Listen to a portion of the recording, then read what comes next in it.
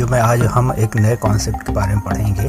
तो देखिए, मान लेते हैं कि यदि तीन संख्याएं ए, बी, सी कुछ इस प्रकार हो कि हमें ए और बी के बीच का अनुपात दे रहा हो और बी और सी के बीच का अनुपात दे रहा हो।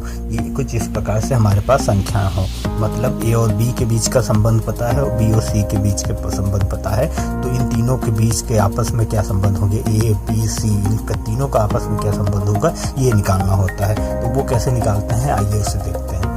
तो कॉन्सेप्ट कहता है अगर तीन संख्याएं जिसमें पहली संख्या और दूसरे के बीच का अनुपात दे रहा है और दूसरे और तीसरे के बीच का अनुपात दे रहा है, तो तीनों संख्याओं का आपस में क्या अनुपात होगा। जैसे उदाहरण लेते हैं, कोई संख्या हमारी 2:5 है और दूसरा अनुपात 5:8 है। तो इन तीनों संख्याओं का अनुपात क्या हो जाएगा, ये हमारा 2a है, 5b है और यहाँ 5b है और यहाँ 8c है। तो इन संख्याओं का आपस में अनुपात क्या हो जाएगा, 2:5:8। तो ये तीनों संख्याओं का आपस में अनुपात होगा। चलिए अब अगले कॉन्सेप्ट की बात करते हैं। अगर चार संख्याएं हमारी दी हों, कुछ इस प्रकार हो, ए, बी, सी, डी कुछ इस प्रकार हो कि ए और बी के बीच का अनुपात पता हो और सी और डी के बीच का अनुपात पता हो, मतलब पहली और दूसरी संख्या के बीच का संबंध पता हो और तीसरी और चौथी के बीच में संबंध पता हो, तो इन संख्याओं चारों संख्याओं को आपस में संबंध क्या होगा, वो कैसे निकालते हैं। ठीक है, तो वो क्या होगा, पहले मैं आपको बस डायरेक्ट बता देता हूँ। ठीक है, वो संबंध होगा AC अनुपाते BC अनुपाते BC अनुपाते BD, ये अनुपात होगा। आप आइए बीच की संख्या देखिए, तो BC दोनों बराबर है, तो इस दोनों को दो बार ना लिख के एक बार अगर लिख दिया जाए तो AC अनुपाते BC अनुपाते BD, ये इन चारों संख्याओं का आपस में अनुपात होगा। तो इस तरीके से अनुपात निकाला जाएगा। आइए एक सवाल ले लेते हैं और इसको समझने की कोशिश करते हैं कि मैंने आपको क्या कराया है। तो अगला प्रश्न लेते हैं। अगला प्रश्न में कहता है ए और बी का अनुपात 3:4 दे रहा है, बी और सी का अनुपात 8:10 दे रहा है और सी और डी का अनुपात 1 दे रहा है।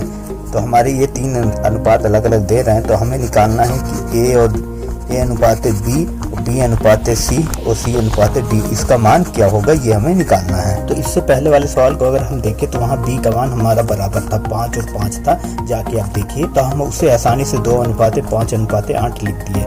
ए अनुपाते बी के मान में देखते हैं तो बी की जगह हमें 4 दिख रहा है और इस दूसरी वाली संख्या में बी की जगह 8 दिख रहा है। ये दोनों बराबर नहीं है, तो इन दोनों को अभी एक साथ नहीं लिख सकते जब तक कि ये 4 और ये 8 आपस में बराबर नहीं हो जाए। ये 4 और 8 आपस में बराबर कैसे होंगे, वो तभी हो सकते हैं जब इस संख्या में जो पहली वाली ए अनुपात बी का मान दे रहा है, इसमें 2 से गुणा कर दें तो 3 6 बन जाएगा और 4 8 बन जाएगा। और आपको पता है कि किसी भी संख्या से किसी भी अनुपात में गुणा किया जाता है तो मान में परिवर्तन नहीं होता है।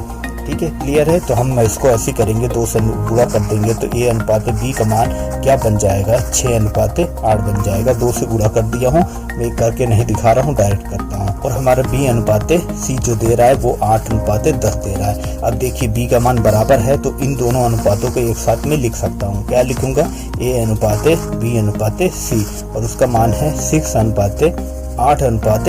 यहाँ तक तो हो गया। अब हमारी कौन सी संख्या बची, सी अनुपाते डी, ये बचा हुआ है जिसका मान हमारे 4:5 दे रहा है। अब यहाँ पर भी देखिए सी का मान यहाँ पर 4 दे रहा है और यहाँ पर हमने 10 निकाला है, तो ये दोनों आपस में बराबर होने चाहिए। वो कैसे बराबर होंगे, उसके लिए हम क्या कर सकते हैं।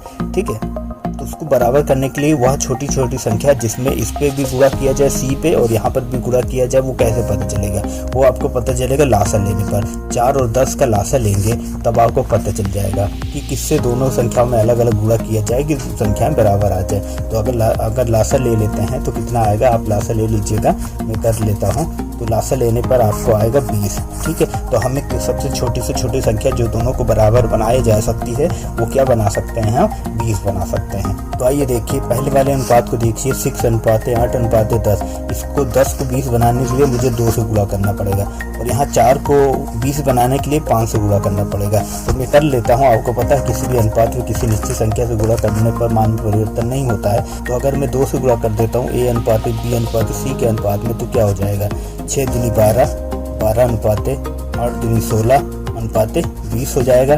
ठीक है, यहाँ तक कोई दिक्कत नहीं। तो इसमें मुझे 5 से गुणा करना है सी और डी में, तो 5 से गुणा कर दूंगा तो 4 पंचे 20, 20 अनुपाते 5 25, तो 20 अनुपाते 25 आ जाएगा। अब आइए देखिए सी की वैल्यू देखिए, तो सी की वैल्यू यहाँ पर भी 20 दिख रही है, यहाँ पर भी 20 देख रहे, दोनों बराबर है, तो इन दोनों अनुपातों को एक साथ ले आके लिख सकता हूँ। तो एक साथ लिख दूंगा तो 12 अनुपाते 16:20:25।